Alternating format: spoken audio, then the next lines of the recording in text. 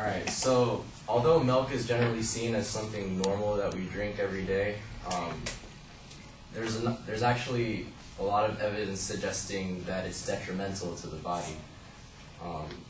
First off, it's a fact that milk has a lot of contaminants. These include hormones, growth factors, naturally and added to the cows. And then there's also antibiotics and pesticides. And the thing with all these contaminants is that they don't readily leave the body, and they accumulate, and that's over time, drinking milk regularly would just not be healthy for you. And then next I'm going to show some statistics that link ingestion of cow's milk to the development of type 1 diabetes. Basically, type 1 diabetes is the kind that is passed down genetically. And so there's a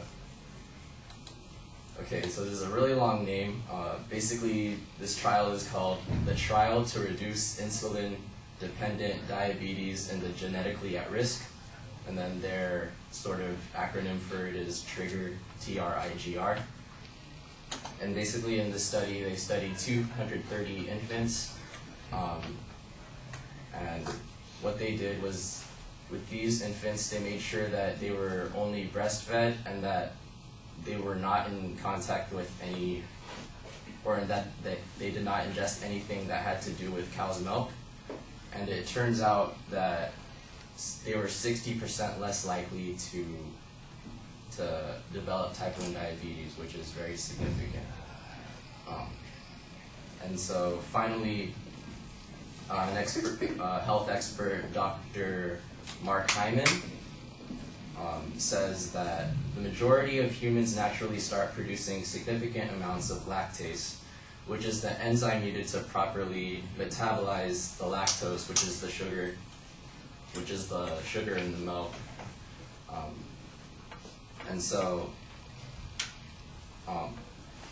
they stop producing these sometime between age 2 and 5. And so for most mammals, the normal condition is to stop producing enzymes that are needed to digest and metabolize milk.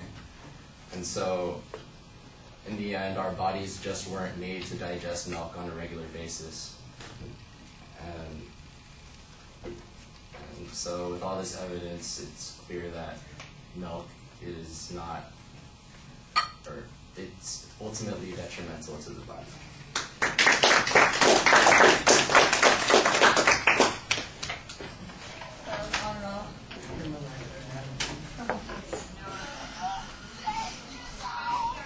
Thank you for doing that between speeches. So you don't want to see that? No.